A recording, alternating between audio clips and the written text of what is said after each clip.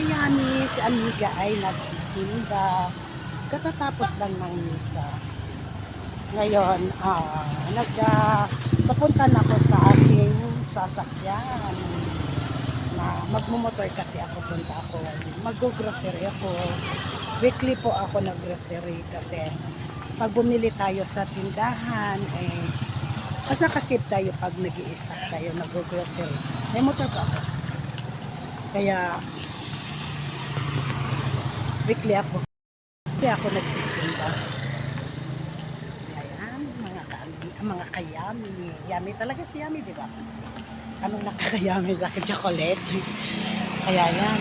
Tatawid na ako, pupuntahan ako sa aking motor.